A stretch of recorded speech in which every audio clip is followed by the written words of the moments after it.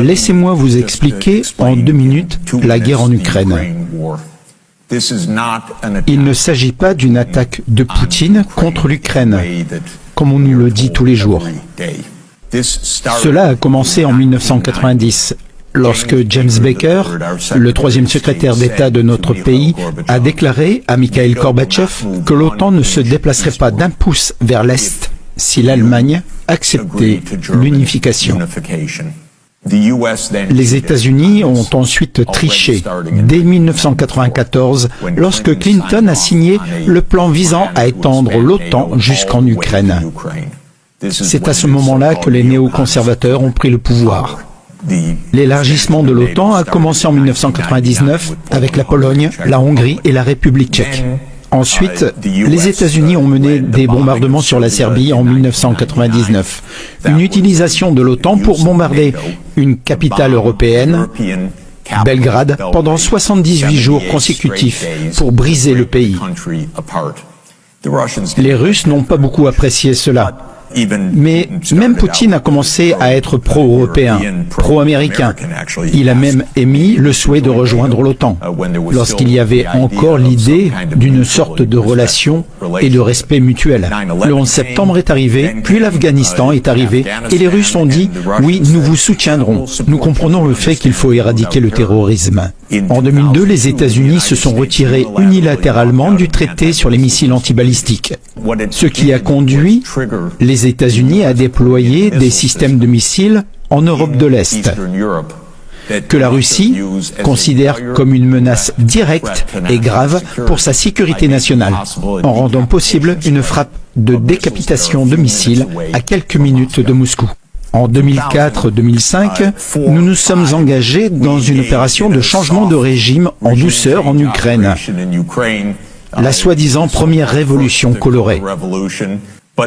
Mais en 2009, Yanukovych a remporté les élections et est devenu président en 2010, sur la base d'une neutralité pour l'Ukraine.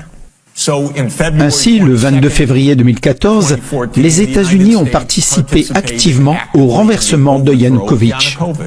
Ils ont intercepté un appel vraiment compromettant entre Victoria Nuland et l'ambassadeur des États-Unis en Ukraine, Jeffrey Piat, qui était jusqu'à aujourd'hui un haut fonctionnaire du département d'État.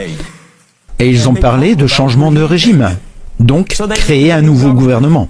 Ensuite, les États-Unis ont déclaré « Ok, maintenant l'OTAN va vraiment s'élargir. » Et Poutine n'arrêtait pas de dire « Stop, vous avez promis qu'il n'y aurait pas d'élargissement de l'OTAN. » Estonie, Lettonie, Lituanie, Bulgarie, Roumanie, Slovaquie, Slovénie, 7 pays de plus. Pas un pouce de plus vers l'Est, ont-ils dit. Le 15 décembre 2021, Poutine a mis sur la table un projet d'accord de sécurité entre la Russie et les États-Unis. Le principe de base est qu'il n'y aura pas d'élargissement de l'OTAN. L'opération militaire spéciale a commencé et 5 jours plus tard, Zelensky a dit « D'accord, d'accord, neutralité ». Et puis les États-Unis et la Grande-Bretagne ont dit « Pas question. Vous les gars, continuez à vous battre, nous vous soutenons. Nous ne sommes pas en première ligne, vous allez tous mourir, mais nous vous soutenons. » Cela représente 600 000 morts parmi les Ukrainiens, depuis que Boris Johnson s'est rendu à Kiev pour leur dire d'être courageux. C'est absolument épouvantable. Nous devons comprendre que nous n'avons pas affaire, comme on nous le dit tous les jours, à un fou comme Hitler. Il s'agit d'une histoire complètement bidon, d'un faux récit, une propagande du gouvernement américain. Nous jouons avec le feu ici. Que Dieu nous préserve qu'une puissance nucléaire s'en prenne à nous. Je ne sais pas ce qui va se passer, mais c'est nous qui avons provoqué les hostilités.